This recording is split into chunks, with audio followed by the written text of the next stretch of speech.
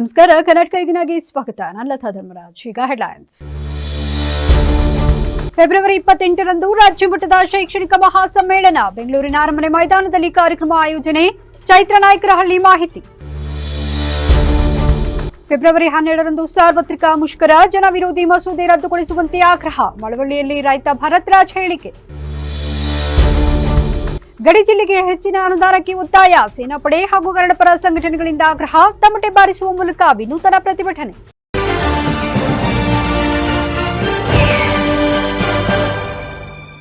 ರಾಜ್ಯ ಪ್ರಾಥಮಿಕ ಶಾಲಾ ಶಿಕ್ಷಕರ ಸಂಘದ ವತಿಯಿಂದ ಫೆಬ್ರವರಿ 28ರಂದು ರಾಜ್ಯ ಮಟ್ಟದ ಶೈಕ್ಷಣಿಕ ಮಹಾಸಮ್ಮೇಳನ ಹಾಗೂ ಗುರುವಂದನಾ ಸಮಾರಂಭವನ್ನು ಆಯೋಜಿಸಲಾಗಿದೆ ಎಂದು ಚೈತ್ರ ನಾಯಕರಹಳ್ಳಿ ತಿಳಿಸಿದ್ದಾರೆ. ಸುದ್ದಿಗೋಷ್ಠಿಯಲ್ಲಿಂದು ಮಾತನಾಡಿದ ಅವರು, ಎಮಗೆ ಉಪಕರಿಸಿದವರನ್ನ ಸ್ಮರಿಸುವುದು, ಆದರಿಸುವುದು ನಮ್ಮ ಸಂಸ್ಕಾರ. ಎಮಗೆ ಉಪಕಾರ ಮಾಡುವವರನ್ನ ಸತ್ಕರಿಸುವುದು ನಮ್ಮ ಶಿಷ್ಟಾಚಾರ ಎಂಬ ಘೋಷವಾಕ್ಯದೊಂದಿಗೆ ಬೆಂಗಳೂರಿನ ಅರಮನೆ ಮೈದಾನದಲ್ಲಿ ಕಾರ್ಯಕ್ರಮ ಆಯೋಜಿಸಲಾಗಿದೆ.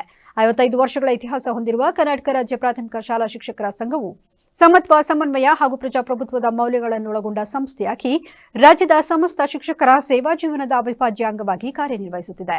ದಲಿತ ನಾಯಕರಿಂದ ಜನ್ಮ ತಳೆದು ಧೀಮಂತ ನಾಯಕರಿಂದ ಮುನ್ನಡೆಸಲ್ಪಟ್ಟು ಪ್ರಸ್ತುತ ಯುವ ನಾಯಕತ್ವದ ಮೂಲಕ ಶಿಕ್ಷಕರೇ ನನ್ನ ಕುಟುಂಬ ಮತ್ತು ಸರ್ವಸ್ವ ಎಂಬ ಭಾವನೆಯೊಂದಿಗೆ ಸಂಘಟನೆ ಹೊಸ ದಿಕ್ಕಿನಲ್ಲಿ ಸಾಗುತ್ತಿದೆ. ಫೆಬ್ರವರಿ 28ರಂದು ನಡೆಯಲಿರುವ ಈ ರಾಜ್ಯ ಮಟ್ಟದ ಶೈಕ್ಷಣಿಕ ಮಹಾಸಮ್ಮೇಳನದಲ್ಲಿ ಸಂಘದ ರಾಜ್ಯಾಧ್ಯಕ್ಷರಾದ ಚಂದ್ರಶೇಖರ್ ನುಗಲಿ, ರಾಜ್ಯ ಪ್ರಧಾನ ಕಾರ್ಯದರ್ಶಿಗಳಾದ ಎಚ್ ಚೇತನ್ ಹಾಗೂ ಗೌರವಾಧ್ಯಕ್ಷರಾದ ಕೆ ನಾಗೇಶ್ ಅವರ ನೇತೃತ್ವದಲ್ಲಿ ಕಾರ್ಯಕ್ರಮ ನಡೆಯಲಿದೆ. ಈ ಸಮ್ಮೇಳನಕ್ಕೆ ಮುಖ್ಯಮಂತ್ರಿ ಸಿದ್ದರಾಮಯ್ಯ, ಉಪಮುಖ್ಯಮಂತ್ರಿ ಡಿಕೆ ಶಿವಕುಮಾರ್, ಶಾಲಾ ಶಿಕ್ಷಣ ಮತ್ತು ಸಾಕ್ಷರತೆ ಇಲಾಖೆಯ ಸಚಿವ ಮಧು ಬಂಗಾರಪ್ಪ ಸೇರಿದಂತೆ ಅನೇಕ ಗಣ್ಯರು ಭಾಗವಹಿಸಲಿದ್ದಾರೆ ಎಂದರು.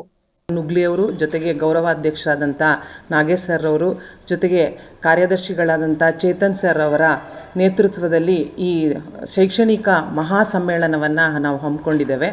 ಈ ಸಮ್ಮೇಳನಕ್ಕೆ ಸನ್ಮಾನ್ಯ ಶ್ರೀಯುತ ಸಿದ್ದರಾಮಯ್ಯ ಸಾಹೇಬ್ರವರು ಮುಖ್ಯಮಂತ್ರಿಗಳು ಆಗಮಿಸ್ತಾ ಇದ್ದಾರೆ. ಜೊತೆಗೆ ಉಪಮುಖ್ಯಮಂತ್ರಿಗಳಾದಂತಹ ಶ್ರೀಯುತ ಡಿ ಕೆ ಶಿವಕುಮಾರ್ ಅವರು ಆಗಮಿಸ್ತಾ ಇದ್ದಾರೆ. ಜೊತೆಗೆ ನಮ್ಮ ಶಾಲಾ ಶಿಕ್ಷಣ ಇಲಾಖೆಯ ಸಚಿವರಾದಂಥ ಶ್ರೀ ಮಧು ಬಂಗಾರಪ್ಪ ಅವ್ರ ಸಾಹೇಬರು ಸಹ ಆಗಮಿಸ್ತಾ ಇದ್ದಾರೆ. ಈ ಸಮ್ಮೇಳನದ ಮುಖ್ಯ ಉದ್ದೇಶ ಏನಪ್ಪ ಅಂತ ಅಂದರೆ, ನಮ್ಮ ಸಂಘ ಸ್ಥಾಪನೆಯಾಗಿ 55 ವರ್ಷಗಳಾಗಿರೋದ್ರಿಂದ ಈ 55 ವರ್ಷದಲ್ಲಿ ನಾವು ಒಂದು ಧನ್ಯತಾ ಸಮಾರಂಭವನ್ನು, ಏಕೆಂದರೆ ನಮ್ಮ ಸಂಘದಲ್ಲಿ ಬೇಕಾದಷ್ಟು ಕೆಲಸ ಕಾರ್ಯಗಳನ್ನು ನಮ್ಮ ಇಲಾಖೆಯವರು ನಮಗೆ ಮಾಡಿಕೊಟ್ಟಿದ್ದಾರೆ. ಯಾಕಂದರೆ ನಮ್ಮಲ್ಲಿ ಒಂದು ದೊಡ್ಡ ಸಮಸ್ಯೆ ಆಗಿತ್ತು. ಏನಪ್ಪ ಅಂತಂದರೆ C&R. ಈ C&R ಸಮಸ್ಯೆಯಿಂದ ನಾವೆಲ್ಲ 1ರಿಂದ 7ನೇ ತರಗತಿಗೆ ನೇಮಕವಾಗಿದ್ವು. ಆದರೆ ನಮ್ಮನ್ನೆಲ್ಲ ಹಿಂಬಡ್ತಿ ಕೊಟ್ಬಿಟ್ಟಿದ್ರು 1ರಿಂದ 5ನೇ ತರಗತಿ ಅಂತೇಳಿ.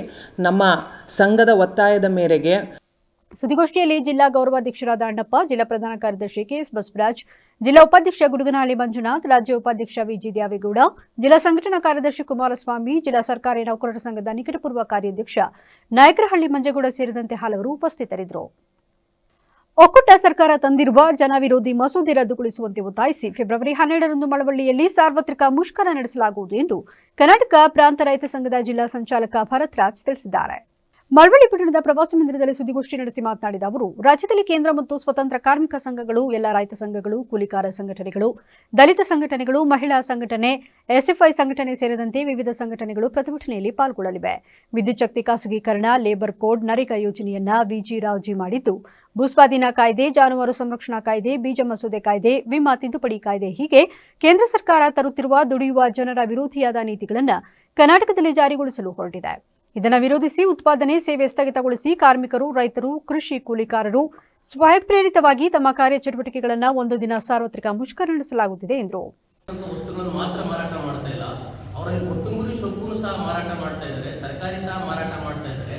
ಹಾಗಾಗಿ ಇವರೆಲ್ಲ ಏನು ಮಾಡ್ತಾರೆ ಅಂತ ಹೇಳಿದ್ರೆ, ದೊಡ್ಡ ಪ್ರಮಾಣದಲ್ಲಿ ಸಾವಿರಾರು ಎಕರೆ ಗುತ್ತಿಗೆ ಆಧಾರದ ಮೇಲೆ ಅಥವಾ ಈ ರೀತಿಯಲ್ಲಿ ಒಂದು ಕಾರ್ಪೊರೇಟ್ ಕೃಷಿಯನ್ನು ಮಾಡೋದ್ರ ಮುಖಾಂತರವಾಗಿ ದೊಡ್ಡ ಪ್ರಮಾಣದಲ್ಲಿ ಅವರು ಯಂತ್ರಗಳನ್ನು ಬಳಸ್ತಾರೆ.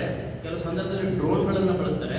ಇವತ್ತು ಅಮೇರಿಕದಂಥ ಕೆಲವು ಕಂಪನಿಗಳಲ್ಲಿ ಡ್ರೋನ್ನ ಬಳಸ್ತಕ್ಕಂಥದ್ದು ಬೇರೆ ಬೇರೆ ರೀತಿಯಾದಂಥ ತಾಂತ್ರಿಕತೆಯನ್ನು ಬಳಸಿ ಅಥವಾ ಕುಲಾಂತರಿ ಬೀಜಗಳನ್ನು ಬಳಸಿ ಅತಿ ಹೆಚ್ಚು ಉತ್ಪಾದನೆಯನ್ನು ಮಾಡಿ ಭಾರತದ ಒಳಗಡೆಗೆ ಅವನ್ನ ತರ್ತಕ್ಕಂಥ ಪ್ರಯತ್ನಗಳು ನಡೆದಂಥ ಸಂದರ್ಭದಲ್ಲಿ ಭಾರತ ದೇಶದ ಕೃಷಿ ರಂಗ ಇವತ್ತು ದಿವಾಳಿ ಆಗ್ತಕ್ಕಂತಹ ನಿಟ್ಟಿನಲ್ಲಿ ಮುಂದೆ ಹೋಗುತ್ತೆ ಅಂತಕ್ಕಂಥದ್ದನ್ನು ಈ ಸಂದರ್ಭದಲ್ಲಿ ಹೇಳಲಿಕ್ಕೆ ನಾವು ಬಯಸ್ತಾ ಇದ್ದೀವಿ. ಅದೆಲ್ಲಕ್ಕಿಂತ ಮುಖ್ಯವಾಗಿ ಉದ್ಯೋಗ ಖಾತ್ರಿ ಯೋಜನೆಯನ್ನು ಮಹಾತ್ಮ ಗಾಂಧಿ ರಾಷ್ಟ್ರೀಯ ಗ್ರಾಮೀಣ ಉದ್ಯೋಗ ಖಾತ್ರಿ ಯೋಜನೆ ಏನಿತ್ತು, ಆ ಯೋಜನೆ ಬರೀ ಮಹಾತ್ಮ ಗಾಂಧಿ ಹೆಸರನ್ನು ಮಾತ್ರ ಬದಲಾಯಿಸ್ತಕ್ಕಂಥದ್ದು ಅಷ್ಟೇ ಅಲ್ಲ, ಅದರ ಮೂಲ ಆಶಯವನ್ನೇ ಗ್ರಾಮದ ಅಭಿವೃದ್ಧಿ, ಅಲ್ಲಿರ್ತಕ್ಕಂಥ ಗ್ರಾಮೀಣ ಜನರ ಬದುಕನ್ನು ಸರ್ವನಾಶ ಮಾಡುವಂಥ ನಿಟ್ಟಿನಲ್ಲೇ ಆ ಉದ್ಯೋಗ ಖಾತ್ರಿ ಯೋಜನೆಯನ್ನು ಇವತ್ತು ನಿರ್ಮೂಲನೆ ಮಾಡಲಿಕ್ಕೆ ಹೊರಟಿದೆ. ಅದು ಒಕ್ಕಾಗಿದ್ದಂಥ ಒಂದು ಕಾಯ್ದೆಯನ್ನು ಇವತ್ತು ಒಂದು ಮಸೂದೆಯನ್ನಾಗಿ ಮಾಡಿ ಒಂದು ಯೋಜನೆಯನ್ನು ಮಾಡಿರ್ತಕ್ಕಂಥದ್ದನ್ನು ನೋಡ್ತಾ ಇದ್ದೀವಿ ನಾವು. ಈ ಎಲ್ಲ ಹಿನ್ನೆಲೆಯಲ್ಲಿ ಮಹಾತ್ಮ ಗಾಂಧಿ ರಾಷ್ಟ್ರೀಯ ಗ್ರಾಮೀಣ ಉದ್ಯೋಗ ಖಾತ್ರಿ ಯೋಜನೆಯನ್ನು ಉಳಿಸಬೇಕು. ಕನಿಷ್ಠ ವರ್ಷಕ್ಕೆ 200 ದಿನಗಳ ಕಾಲ ಕೆಲಸ ಕೊಡಬೇಕು, ದಿನಕ್ಕೆ 6 ರೂಪಾಯಿ ಕೂಲಿಯನ್ನು ಕೊಡಬೇಕು. ಈ ಉದ್ಯೋಗ ಖಾತ್ರಿ ಯೋಜನೆಯನ್ನು ಸರ್ವನಾಶ ಮಾಡಿರ್ತಕ್ಕಂಥ ನರೇಂದ್ರ ಮೋದಿ ಸರ್ಕಾರದ ನೀತಿಗಳನ್ನು ಖಂಡಿಸಿ ನಾವು 12ನೇ ತಾರೀಕಿನಂದು ಸಾರ್ವತ್ರಿಕ ಮುಷ್ಕರವನ್ನು ಗ್ರಾಮೀಣ ಕೃಷಿ ಕೂಲಿಕಾರರಿರ್ಬೋದು, ರೈತರಿರ್ಬೋದು, ಅಸಂಘಟಿತ ಕಾರ್ಮಿಕರಲ್ಲಿ ಅಂಗನವಾಡಿ ನೌಕರರು, ಕೃಷಿ ಊಟ ನೌಕರರು, ಗ್ರಾಮ ಪಂಚಾಯಿತಿ ನೌಕರರು, LIC ಏಜೆಂಟ್ ಯೂನಿಯನ್ ಇರ್ಬೋದು, ದಲಿತರು ಎಲ್ಲರೂ ಒಳಗೊಂಡಂಥ ರೀತಿಯಲ್ಲಿ ಒಂದು ದೊಡ್ಡ ಸಂಖ್ಯೆಯಲ್ಲಿ ಸಾರ್ವತ್ರಿಕ ಮುಷ್ಕರವನ್ನು 12ಕ್ಕೆ ಕರೆ ಕೊಟ್ಟಿದ್ದಾರೆ. ಆ ನಿಟ್ಟಿನಲ್ಲಿ ಎಲ್ಲ ದುಡಿಯುವ ವರ್ಗ ಈ ಒಂದು ಚಳವಳಿಯಲ್ಲಿ. ಸುದ್ದಿಗೋಷ್ಠಿಯಲ್ಲಿ ಹಿರಿಯ ಕಾರ್ಮಿಕ ಮುಖಂಡ ಜಿ ರಾಮಕೃಷ್ಣ, ಪ್ರಾಂತ ರೈತ ಸಂಘದ ಅಧ್ಯಕ್ಷ ಲಿಂಗರಾಜು ಮೂರ್ತಿ, ಆನಂದ್, ಭರತ್ರಾಜ್, ಅಂಗನವಾಡಿ ನೌಕರರ ಸಂಘದ ನಾಗಮ್ಮ ಸೇರಿದಂತೆ ಹಲವರು ಹಾಜರಿದ್ದರು. ಗಡಿ ಜಿಲ್ಲೆಗೆ ಹೆಚ್ಚು ಅನುದಾನ ಕೊಡಬೇಕೆಂದು ಒತ್ತಾಯಿಸಿ ಕರ್ನಾಟಕ ಸೇನಾಪಡೆ ಹಾಗೂ ಕನ್ನಡಪರ ಸಂಘಟನೆಗಳ ವತಿಯಿಂದ ತಮಟೆ ಬಾರಿಸುವುದರ ಮೂಲಕ ವಿನೂತನ ಪ್ರತಿಭಟನೆ ನಡೆಸಲಾಯಿತು. ಚಾಮರಾಜನಗರ ಜಿಲ್ಲೆಯ ಚಾಮರಾಜನಗರ ತಾಲೂಕು ಪಟ್ಟಣದ ಜಿಲ್ಲಾಧಿಕಾರಿ ಕಚೇರಿಯ ಮುಂದೆ ರಾಜ್ಯದ ಮುಖ್ಯಮಂತ್ರಿ ಸಿದ್ದರಾಮಯ್ಯನವರು ಈ ಸಾರಿ ಮಂಡಿಸುವ ಬಜೆಟ್ ಮಂಡನೆಯಲ್ಲಿ ನಮ್ಮ ಚಾಮರಾಜನಗರದ ಗಡಿ ಜಿಲ್ಲೆಗೆ ಅತಿ ಹೆಚ್ಚು ಅನುದಾನ ಕೊಡಬೇಕೆಂದು ಒತ್ತಾಯಿಸಿ ನಗರದ ಜಿಲ್ಲಾಧಿಕಾರಿ ಕಚೇರಿ ಮುಂದೆ ತಮಟೆ ಬಾರಿಸುವುದರ ಮೂಲಕ ವಿನೂತನವಾದ ಪ್ರತಿಭಟನೆಯನ್ನು ನಡೆಸಿದರು. ಸೇನಾಪಡೆ ಹಾಗೂ ಕನ್ನಡಪರ ಸಂಘಟನೆಗಳ ಮುಖ್ಯಸ್ಥ ಚಾರಂರಂ ಶ್ರೀನಿವಾಸ್ ಗೌಡ ಮಾತನಾಡಿ, ರಾಜ್ಯದ ಮುಖ್ಯಮಂತ್ರಿ ಸಿದ್ದರಾಮಯ್ಯನವರು ನಮ್ಮ ಚಾಮರಾಜನಗರ ಜಿಲ್ಲೆಗೆ ಸುಮಾರು ಬಾರಿ ಭೇಟಿ ಕೊಟ್ಟು ಹೋಗಿರುತ್ತಾರೆ. ಆದರೆ ನಮ್ಮ ಚಾಮರಾಜನಗರ ಗಡಿ ಜಿಲ್ಲೆ ಹಾಗೂ ಹಿಂದುಳಿದ ಜಿಲ್ಲೆ, ಇಲ್ಲಿ ನಿರ್ಗತಿಕರು, ಬಡವರು, ಹಿಂದುಳಿದ ವರ್ಗದವರು, ರೈತರುಗಳು, ಕಾರ್ಮಿಕರುಗಳು, ಆದ್ದರಿಂದ ಮುಖ್ಯಮಂತ್ರಿಗಳು ಚಾಮರಾಜನಗರ ಜಿಲ್ಲೆಯಲ್ಲಿ ಹೆಚ್ಚಿನ ಅಭಿಮಾನ ಇಟ್ಟುಕೊಂಡಿದ್ದಾರೆ. ಆದ ಕಾರಣ ಈ ಸಾರಿ ಮಂಡಿಸುವ ಬಜೆಟ್ನಲ್ಲಿ ನಮ್ಮ ಚಾಮರಾಜನಗರ ಗಡಿ ಜಿಲ್ಲೆಯನ್ನ ಗಣನೆಗೆ ತೆಗೆದುಕೊಂಡು ಅತಿ ಹೆಚ್ಚು ಅನುದಾನವನ್ನು ಒದಗಿಸಿಕೊಡಬೇಕೆಂದು ಚಾಮರಾಜನಗರದ ಜಿಲ್ಲಾಧಿಕಾರಿಗಳ ಕಚೇರಿ ಮುಂದೆ ತಮಟೆ ಬಾರಿಸುವುದರ ಮೂಲಕ ವಿನೂತನ ಪ್ರತಿಭಟನೆ ನಡೆಸುವುದರ ಮೂಲಕ ಮುಖ್ಯಮಂತ್ರಿ ಸಿದ್ದರಾಮಯ್ಯನವರ ಸರ್ಕಾರವನ್ನು ಎಚ್ಚರಿಸಿದರು. ಬಹಳಷ್ಟು ಸಾರಿ ಭೇಟಿಯನ್ನು ನೀಡಿ ಈ ಒಂದು ಜಿಲ್ಲೆಗೆ ಒಂದು ವಿಶೇಷವಾದಂಥ ಅಭಿಮಾನವನ್ನು ಅವರು ಇಟ್ಕೊಂಡಿದ್ದಾರೆ. ನಾವು ಈ ಸಾರಿಯ ಬಜೆಟ್ನಲ್ಲಿ ಸನ್ಮಾನ್ಯ ಮುಖ್ಯಮಂತ್ರಿ ಅವ್ರನ್ನ ಕೇಳೋದೇನಪ್ಪ ಅಂತಂದರೆ, ಚಾಮರಾಜನಗರ ಜಿಲ್ಲೆ ಇದೊಂದು ಗಡಿ ಜಿಲ್ಲೆ. ಈ ಗಡಿ ಜಿಲ್ಲೆ ಇರೋದ್ರಿಂದ ಈ ಭಾಗದಲ್ಲಿ ಬಡವರು, ಮಧ್ಯಮ ವರ್ಗದವರು, ಕಾರ್ಮಿಕರು, ಈ ಥರ ರೈತರು ಬಹಳಷ್ಟು ಜನ ಇದ್ದಾರೆ. ಈ ಸಾರಿಯ ಬಜೆಟ್ನಲ್ಲಿ ರಾಜ್ಯ ಸರ್ಕಾರ ಚಾಮರಾಜನಗರ ಜಿಲ್ಲೆಗೆ ವಿಶೇಷವಾದಂಥ ಅನುದಾನವನ್ನು ಕೊಡಲೇಬೇಕು. ಕನಿಷ್ಠ 5,000 ಕೋಟಿ ವಿಶೇಷ ಪ್ಯಾಕೇಜ್ ಅನ್ನ ಚಾಮರಾಜನಗರ ಜಿಲ್ಲೆಯ ಸರ್ವತೋನ್ಮುಖ ಅಭಿವೃದ್ಧಿಗೆ ರಾಜ್ಯ ಸರ್ಕಾರ ಕೊಡಲೇಬೇಕು ಅಂತೇಳಿ ರಾಜ್ಯ ಸರ್ಕಾರವನ್ನ ಒತ್ತಾಯ ಮಾಡ್ತಾ ಇವತ್ತು ಚಾಮರಾಜನಗರದ ಜಿಲ್ಲಾಧಿಕಾರಿಗಳ ಕಚೇರಿಯ ಮುಂದೆ ತಮಟೆ ಚಳವಳಿ ಮಾಡುವ ಮುಖಾಂತರ ನಾವು ರಾಜ್ಯ ಸರ್ಕಾರಕ್ಕೆ ಒತ್ತಾಯವನ್ನ ಮಾಡ್ತಾ ಇದೀವಿ. ಮತ್ತು ಚಾಮರಾಜನಗರದಲ್ಲಿ ಈಗಾಗಲೇ ಬಿಸಿಲು ತಡ್ಕೊಳ್ಳೋದಕ್ಕೆ ಆಗ್ತಾ ಇಲ್ಲ. ಇದೇ ಸಂದರ್ಭದಲ್ಲಿ ಕರ್ನಾಟಕ ಸೇನಾಪಡೆ ಹಾಗೂ ಕನ್ನಡಪರ ಸಂಘಟನೆಗಳ ಒಕ್ಕೂಟದ ಪದಾಧಿಕಾರಿಗಳು, ಸದಸ್ಯರು ಪ್ರತಿಭಟನೆಯಲ್ಲಿ ಪಾಲ್ಗೊಂಡಿದ್ದರು. ವಕೀಲರ ಸಂಘದ ಅಧ್ಯಕ್ಷರ ಮೇಲಿನ ಹಲ್ಲೆ ಪ್ರಕರಣಕ್ಕೆ ಸಂಬಂಧಿಸಿದಂತೆ ಎಫ್ಐಆರ್ ದಾಖಲಿಸಿರುವ ಕಾರಣ ಮುಷ್ಕರ ವಾಪಸ್ ಪಡೆಯುತ್ತಿದ್ದೇವೆ ಎಂದು ವಕೀಲರ ಸಂಘದ ಉಪಾಧ್ಯಕ್ಷ ಶಾಂತನಾಗರಾಜು ತಿಳಿಸಿದರು. ನರಸೀಪುರ ಪಟ್ಟಣದ ತಮ್ಮ ವಕೀಲರ ಸಂಘದಲ್ಲಿ ಕರೆದಿದ್ದ ತುರ್ತು ಸಭೆಯಲ್ಲಿ ಮಾತನಾಡಿ, ಫೆಬ್ರವರಿ 4ರಂದು ವ್ಯಕ್ತಿಯೋರ್ವ ಅಧ್ಯಕ್ಷರ ಮೇಲೆ ಹಲ್ಲೆ ನಡೆಸಿದ್ದ. ಆಗ ಪೊಲೀಸ್ ಇನ್ಸ್ಪೆಕ್ಟರ್ ಅವರು ನಮ್ಮ ದೂರಿನ ಆಧಾರದಲ್ಲಿ ಕೇಸ್ ದಾಖಲಿಸಿದ ಹಿನ್ನೆಲೆಯಲ್ಲಿ ವಕೀಲರ ಸಂಘದ ಪದಾಧಿಕಾರಿಗಳು ಅನಿರ್ದಿಷ್ಟಾವಧಿ ಮುಷ್ಕರ ನಡೆಸಿದ್ದೆವು. ಇಂದು VNS 109 ಮತ್ತು ವಕೀಲರ ಕಾಯ್ದೆಯ 3 ಮತ್ತು 4 ಕಲಂ ಸೇರಿಸಿ ಅಡಿಷನಲ್ಗೆ ಆಗಿ ದೂರು ದಾಖಲಾಗಿದೆ. ನಮ್ಮ ಹೋರಾಟಕ್ಕೆ ನಮ್ಮ ನರಸೀಪುರ ತಾಲೂಕು ವಕೀಲರ ಸಂಘದ ಎಲ್ಲ ಪದಾಧಿಕಾರಿಗಳು ಹಾಗೂ ರಾಜ್ಯದ ಎಲ್ಲ ವಕೀಲರು ತಮ್ಮ ನ್ಯಾಯಾಲಯದ ಕಲಾಪಗಳನ್ನು ಬಹಿಷ್ಕರಿಸಿ ಬೆಂಬಲ ಸೂಚಿಸಿದರು. ಈ ಹಿನ್ನೆಲೆ ದೂರು ದಾಖಲಾಗಿರುವುದಕ್ಕೆ ಕೃತಜ್ಞತೆ ಸಲ್ಲಿಸುತ್ತೇವೆ ಎಂದರು. ಈ ಸಂಬಂಧಪಟ್ಟಂತೆ ನಾವು ಹೇಳಿಕೆಯನ್ನು ಕೊಟ್ಟಿರುವಂತಹ ಒಂದು ಸತ್ಯ ಸಂಘಟ ಘಟನೆಯ ಮೇಲೆ FIR ದಾಖಲಿಸುವ ತನಕ ನಾವು ಅನಿರ್ದಿಷ್ಟಾವಧಿಯ ಮುಷ್ಕರವನ್ನು ಮಾಡಬೇಕು ಅಂತೇಳಿ ತಮ್ಮೆಲ್ಲ ಸಲಹೆ ಮತ್ತು ಸೂಕ್ತ ಸಲಹೆಯ ಮೇರೆಗೆ ಒಂದು ನಿರ್ಧಾರವನ್ನು ಕೈಗೊಂಡು ಆ ಒಂದು ಹಾದಿಯಲ್ಲಿ ಹೋಗಿದ್ವಿ.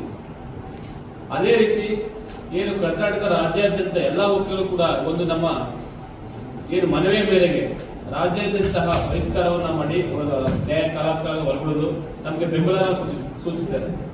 ಅವರಿಗೆ ಕೂಡ ನಮ್ಮ ವಕೀಲ ಸಂಘದ ಪರವಾಗಿ ನರಸೀಪುರ ವಕೀಲ ಸಂಘದ ಪರವಾಗಿ ತಮ್ಮೆಲ್ಲರ ಪರವಾಗಿ ಅವರು ಕೂಡ ಕೃತಜ್ಞತೆ ಸಲ್ಲಿಸ್ತಾ ಇದ್ದೀವಿ. ಏನಕ್ಕೆಂದರೆ ಈ ಸಂದರ್ಭದಲ್ಲಿ ನಾವು ಏನು ಹೋರಾಟವನ್ನು ಮಾಡಿದ್ವಿ ಅದಕ್ಕೆ ತಮ್ಮೆಲ್ಲರ ಬೆಂಬಲ ಇತ್ತು. ಈ ಬೆಂಬಲದ ಆಧಾರದ ಮೇಲವಾಗಿ ಮತ್ತು ನಮ್ಮ ಒಂದು ಒತ್ತಾಯದ ಮೇರೆಗೆ ಏನು ಮಾನ್ಯ ವಕೀಲರ ಸಂಘದ ಅಧ್ಯಕ್ಷ ತೊಟ್ಟವಾಡಿ ಮಹದೇವಸ್ವಾಮಿ ಮಾತನಾಡಿ, ನನಗೆ ಆದಂತಹ ಅನ್ಯಾಯವನ್ನು ಕಳೆದ 4 ದಿನಗಳಿಂದ ಪ್ರತಿಭಟಿಸಿ ಹೋರಾಟ ಮಾಡಿದ ನಿಮ್ಮೆಲ್ಲರಿಗೂ ಶಿರವಾಗಿ ನಮಸ್ಕರಿಸುತ್ತೇನೆ. ವಕೀಲರ ಸಂಘದ ಯಾವುದೇ ಒಬ್ಬ ಸದಸ್ಯರ ಮೇಲೆ ಈ ರೀತಿಯ ಘಟನೆಗಳು ನಡೆದ ಸಂದರ್ಭದಲ್ಲಿ ನಮ್ಮ ಒಗ್ಗಟ್ಟು ಹಾಗೂ ಹೋರಾಟ ಹೇಗಿರುತ್ತದೆ ಎಂದು ತೋರಿಸಿಕೊಟ್ಟಿದ್ದೇವೆ ಎಂದರು. ಇವತ್ತಲ್ಲ ಯಾವತ್ತೂ ಕೂಡ ಈ ನರಸೀಪುರ ವಕೀಲರ ಸಂಘದ ಯಾವುದೇ ಒಬ್ಬ ಸದಸ್ಯನ ಮೇಲೆ ಈ ರೀತಿಯ ಘಟನೆಗಳು ನಡೆದಂಥ ಸಂದರ್ಭದಲ್ಲಿ ನಾವು ಇದೇ ರೀತಿ ಒಕ್ಕೊರಲಿಂದ ಹೋರಾಟವನ್ನು ಮಾಡ್ತೇವೆ ಅಂತಕ್ಕಂಥ ವಿಚಾರವನ್ನು ನಾವು ಈಗಾಗಲೇ ಹೊರಗಡೆ ತೋರಿಸ್ಕೊಟ್ಟಿದ್ದೀವಿ. ಅವ್ರು ಯಾರ್ಯಾರು ಆಗಿರ್ಬೋದು. ಒಂದು ಪ್ರಕರಣವನ್ನು ಕೈಗೆತ್ತಿಕೊಂಡಂಥ ಎಲ್ಲ ವಕೀಲರು ಎಲ್ಲ ಪ್ರಕರಣದಲ್ಲೂ ಗೆಲುವು ಸಾಧಿಸಲಿಕ್ಕೆ ಸಾಧ್ಯ ಇದೆ. ಒಬ್ಬರಿಗೆ ಗೆಲುವು, ಒಬ್ಬರಿಗೆ ಸೋಲು. ಅದು ಎರಡೂ ಕಡೆ ಇಬ್ಬರೂ ವಕೀಲರೇ ಕೂಡ. ಎದುರುಗಡೆ ವಾದ ಮಾಡೋರೇನು ಬೇರೆ ಅಲ್ಲ, ಅವರು ವಕೀಲರು.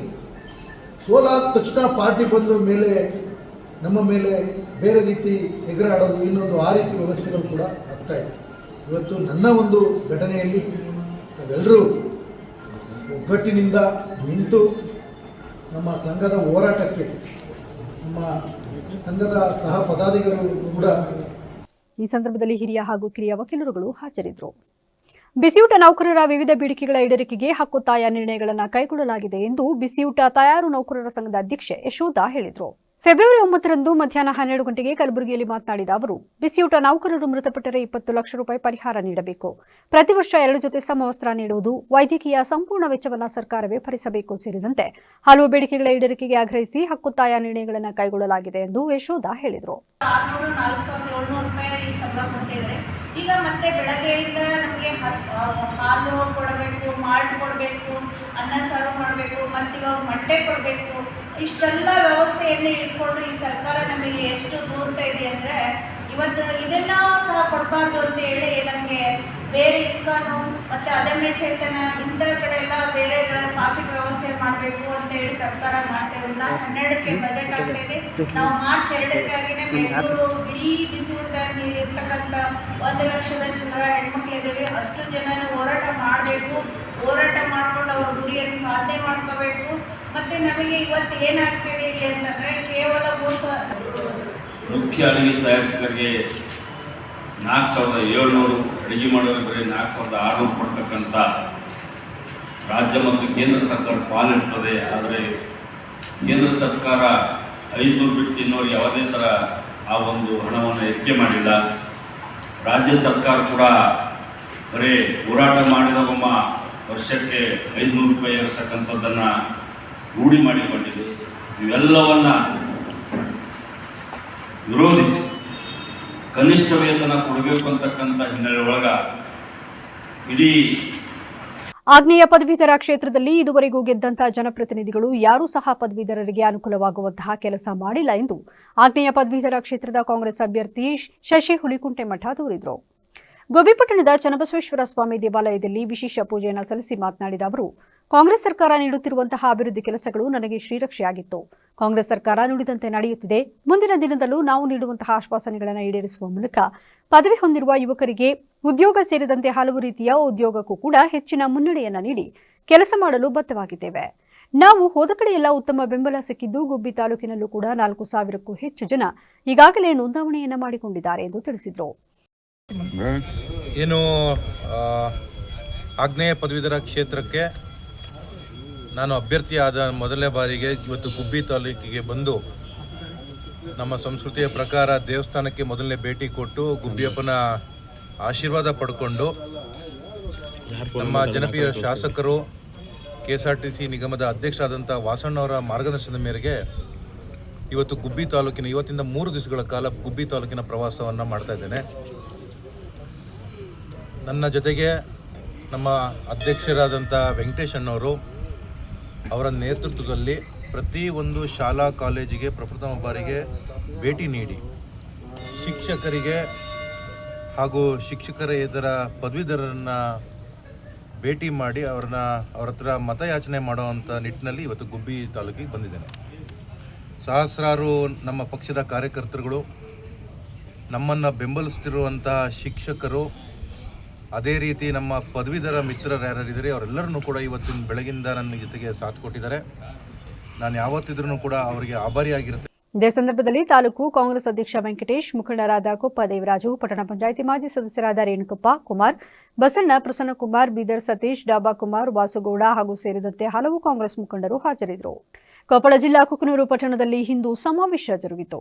ದಿಕ್ಸೂಚಿ ಭಾಷಣ ಮಾಡಿದ ಹಿಂದೂ ಸಂಘಟಕ WB ನಾಗರಾಜ್ ಮಾತನಾಡಿ, ಭಾರತ ದೇಶವು ವೈವಿಧ್ಯತೆಯಿಂದ ಕೂಡಿದ ದೇಶವಾಗಿದ್ದು ಜಗತ್ತಿಗೆ ವಿಶ್ವಗುರು ಎನ್ನುವ ಬಿರುದಿಗೆ ಪಾತ್ರವಾಗಿದೆ. ದೇಶದ ಹಿನ್ನೆಲೆಯನ್ನು ಎತ್ತರಕ್ಕೇರಿಸುವ ಕೆಲಸ ಮಾಡಬೇಕಿದೆ. ಸುಸಂಸ್ಕೃತ ಭಾರತ ಮಾಡಲು ಮನೆ, ಮಠಗಳು, ಶಾಲೆಗಳು ಹೆಚ್ಚಿನ ಸೇವೆ ಕೈಯಬೇಕಿದೆ.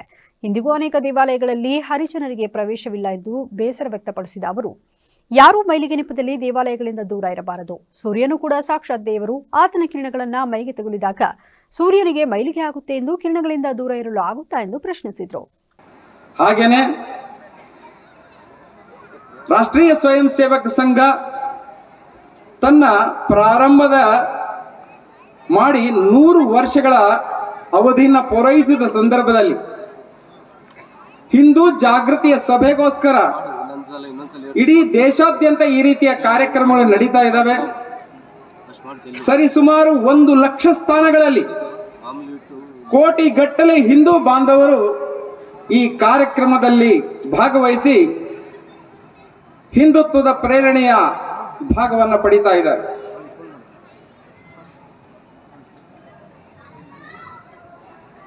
ನೂರು ವರ್ಷದ ಹಿಂದೆ ಆಗ ಭಾರತ ವೇದಿಕೆಯಲ್ಲಿ ಕೋಳಿಪೇಟೆಯ ಆತ್ಮಾನಂದ ಭಾರತಿ ಮಹಾಸ್ವಾಮೀಜಿ, ಮಹಾದೇವ ಮಹಾಸ್ವಾಮೀಜಿ, ಹಿಂದೂ ಸಮಾವೇಶದ ಅಧ್ಯಕ್ಷ ದ್ಯಾಮಣ್ಣ ಜಮಖಂಡಿ ಸೇರಿದಂತೆ ಇತರರು ವೇದಿಕೆಯಲ್ಲಿದ್ದರು. ಟೊರೆಂಟ್ ಸೋಲಾರ್ ಪವರ್ ಲಿಮಿಟೆಡ್ ಕಂಪನಿಯಿಂದ ನಡೆಯುತ್ತಿರುವ ಅಕ್ರಮ ಕಾಮಗಾರಿ ವಿರೋಧಿಸಿ ತಹಶೀಲ್ದಾರ್ ಅವರಿಗೆ ಮನವಿ ಸಲ್ಲಿಸಲಾಯಿತು. ನಿಂಗಪ್ಪ ಜಿಎಸ್ ಬೆಣಕಲ್ ಜಿಲ್ಲಾಧ್ಯಕ್ಷ ಮಾತನಾಡಿ, ಕರ್ನಾಟಕ ರಾಜ್ಯ ದಲಿತ ಸಂಘರ್ಷ ಸಮಿತಿ ಅಂಬೇಡ್ಕರ್ ಧ್ವನಿಯಿಂದ ಕುಕನೂರು ತಾಲೂಕಿನ ಚಂಡೂರು ಗ್ರಾಮದ ದಲಿತ ರೈತರ ಭೂಮಿಯಲ್ಲಿ ಚಂಡೂರು ಗ್ರಾಮದ ರೈತ ಗೋವಿಂದಪ್ಪ, ತಾಯಿ ಗಾಳೆವ್ವ ಹರಿಜನ ಅವರ ಪಿತ್ರಾರ್ಜಿತ ಆಸ್ತಿ ಸರ್ವೆ ನಂಬರ್ 76ರಲ್ಲಿ 17 ಎಕರೆ 39 ಗುಂಟೆ ಭೂಮಿಯು 1954ರಿಂದ 1979ರವರೆಗೆ ಅವರ ಹೆಸರಿನಲ್ಲಿ ದಾಖಲಾಗಿತ್ತು. 1979ರ ನಂತರ ಯಾವುದೇ ಕಾನೂನುಬದ್ಧ ಖರೀದಿ ಪ್ರಕ್ರಿಯೆ, ಮಿಟೇಷನ್ ಅಥವಾ ವಾರಸುದಾರರ ಅನುಮತಿ ಇಲ್ಲದೆ ಕರಿಯಪ್ಪ ತಂದೆ ಜ್ಯೋತಿ ಎಂಬುವರು ಅಕ್ರಮವಾಗಿ ತಮ್ಮ ಹೆಸರಿಗೆ ಮಾಡಿಸಿಕೊಂಡಿರುವುದಾಗಿ ಆರೋಪಿಸಲಾಗಿದೆ. ಸಂಬಂಧಿಸಿದ ಅಧಿಕಾರಿಗಳು ಶೀಘ್ರ ಕ್ರಮ ಕೈಗೊಂಡು ದಲಿತ ರೈತರಿಗೆ ನ್ಯಾಯ ಒದಗಿಸದಿದ್ದಲ್ಲಿ ಫೆಬ್ರವರಿ 10ರಂದು ಚಂಡೂರು ಗ್ರಾಮದ ಸರ್ವೆ ನಂಬರ್ 76ರ ಭೂಮಿಯಲ್ಲಿ ಅನಿರ್ದಿಷ್ಟಾವಧಿ ಧರಣಿ ಹೋರಾಟ ಹಮ್ಮಿಕೊಳ್ಳಲಾಗುವುದು ಎಂದು ಸಂಘಟನೆ ತಿಳಿಸಿದೆ ಎಂದರು. ಈ ಮೇಲ್ಕಾಣಿಸಿದ ವಿಷಯಕ್ಕೆ ಸಂಬಂಧಿಸಿ ಕುಕನೂರು ತಾಲೂಕಿನ ಚಂಡೂರು ಗ್ರಾಮದ ದಲಿತ ರೈತರಾದ ಗೋವಿಂದಪ್ಪ, ತಾಯಿ ಗಾಳೆವ್ವ ಹರಿಜನ ಇವರ ಪಿತ್ರಾರ್ಜಿತ ಆಸ್ತಿಯಾದ ಸರ್ವೆ ಸಂಖ್ಯೆ 76ರ 17 ಎಕರೆ 39 ಗುಂಟೆ ಭೂಮಿಯನ್ನು 1954ರಿಂದ 1979ರವರೆಗೆ ಅವರ ಹೆಸರಿನಲ್ಲಿ ದಾಖಲಾಗಿದೆ. ಆದರೆ 1970ರ ನಂತರ ಯಾವುದೇ ಕಾನೂನುಬದ್ಧ ಖರೀದಿ ಪ್ರಕ್ರಿಯೆ ಇಲ್ಲದೆ, ಮೊಟೇಷನ್ ಆಗದೆ ಹಾಗೂ ವಾರಸುದಾರರ ಅನುಮತಿ ಪಡೆಯದೆ ಕರಿಯಪ್ಪ ತಂದಿ ಹನುಮಪ್ಪ ಜ್ಯೋತಿ ಚಂಡೂರು ನಿವಾಸಿಗಳಾದ ಅವರು ಅಕ್ರಮವಾಗಿ ತಮ್ಮ ಹೆಸರಿಗೆ ದಾಖಲಿಸಿಕೊಂಡಿರುವ ಮಾಹಿತಿ ನಮಗೆ ಲಭ್ಯವಾಗಿದೆ. ಇದಲ್ಲದೆ ದಲಿತರ ಭೂಮಿಯಲ್ಲಿ ಗಾಳಿ ವಿದ್ಯುತ್ ಸ್ಥಾವರ ಸ್ಥಾಪನೆಯಾಗಿ ಕಂಪನಿಯವರು ಕಾಮಗಾರಿ ನಡೆಸುತ್ತಿರುವುದು. ಫೆಬ್ರವರಿ 26, 27, 28ರಂದು ಶ್ರೀ ರೇಣುಕಾಚಾರ್ಯರ ಕೊಡುಗೆಗಳ ಕುರಿತು ವಿಶೇಷ ಉಪನ್ಯಾಸ ಕಾರ್ಯಕ್ರಮ ಹಮ್ಮಿಕೊಳ್ಳಲಾಗಿದೆ ಎಂದು ವೀರಶೈವ ಲಿಂಗಾಯತ ಮಹಾಸಭಾ ಜಿಲ್ಲಾಧ್ಯಕ್ಷ ಶರಣಕುಮಾರ ಮೋದಿ ಹೇಳಿದ್ದಾರೆ.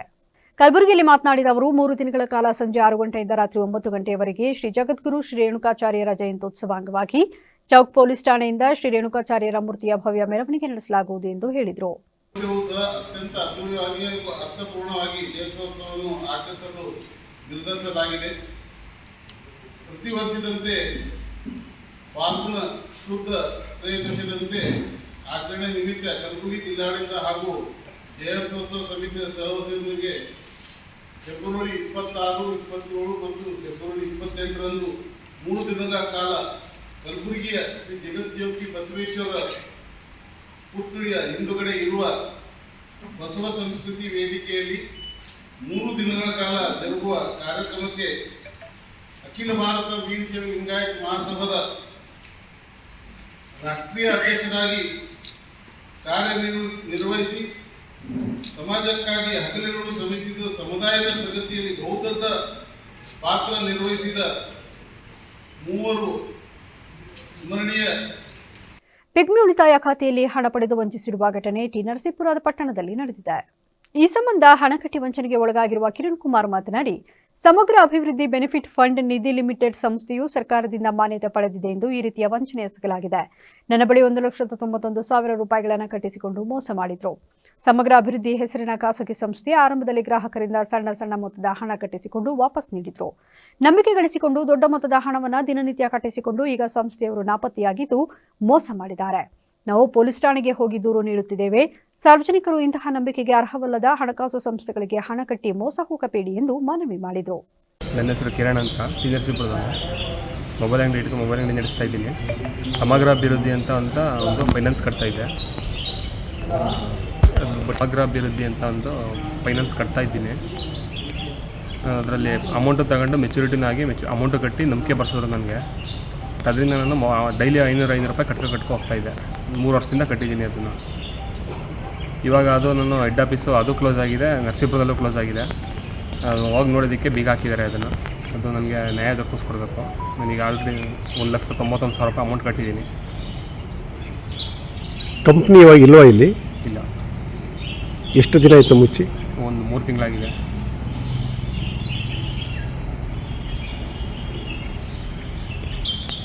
ಕಾನೂನು ಪ್ರಕಾರ ಇವರಿಗೆ ಶಿಕ್ಷೆ ಆಗಬೇಕು. ನಾನು ಇದು ಪೊಲೀಸ್ ಕಂಪ್ಲೇಂಟ್ ಕೊಡೋಕೆ ಬಂದಿದ್ದೀನಿ. ಕಾನೂನು ಪ್ರಕಾರ ಶಿಕ್ಷೆ ಆಗಬೇಕು. ಬೇರೆ ಯಾರಿಗೂ ಈ ಥರ ಮೋಸ ಆಗಬಾರ್ದು ಅಂತ. ಈಗ ಮತ್ತೊಮ್ಮೆ ಹೆಡ್ಲೈನ್ಸ್. ಫೆಬ್ರವರಿ 28ರಂದು ರಾಜ್ಯ ಮಟ್ಟದ ಶೈಕ್ಷಣಿಕ ಮಹಾಸಮ್ಮೇಳನ, ಬೆಂಗಳೂರಿನ ಅರಮನೆ ಮೈದಾನದಲ್ಲಿ ಕಾರ್ಯಕ್ರಮ ಆಯೋಜನೆ. ಚೈತ್ರ ನಾಯಕರಹಳ್ಳಿ ಮಾಹಿತಿ. ಫೆಬ್ರವರಿ 12ರಂದು ಸಾರ್ವತ್ರಿಕ ಮುಷ್ಕರ, ಜನ ವಿರೋಧಿ ಮಸೂದೆ ರದ್ದುಗೊಳಿಸುವಂತೆ ಆಗ್ರಹ. ಮಳವಳ್ಳಿಯಲ್ಲಿ ರೈತ ಭರತ್ ರಾಜ್ ಹೇಳಿಕೆ. ಗಡಿ ಜಿಲ್ಲೆಗೆ ಹೆಚ್ಚಿನ ಅನುದಾನಕ್ಕೆ ಒತ್ತಾಯ, ಸೇನಾಪಡೆ ಹಾಗೂ ಕನ್ನಡಪರ ಸಂಘಟನೆಗಳಿಂದ ಆಗ್ರಹ. ತಮಟೆ ಬಾರಿಸುವ ಮೂಲಕ ವಿನೂತನ ಪ್ರತಿಭಟನೆ. ಇದಾಗಿತ್ತು ಇಲ್ಲಿವರೆಗಿನ ನ್ಯೂಸ್ ಅಪ್ಡೇಟ್ಸ್. ನಿರಂತರ ಸುದ್ದಿಗಾಗಿ ನೋಡ್ತಾ ಇರಿ ವಿವಿಸಿ ನ್ಯೂಸ್. ಇದು ಜನರ ಧ್ವನಿ, ಸತ್ಯದ ಕಡೆ ನಮ್ಮ ನಡೆ.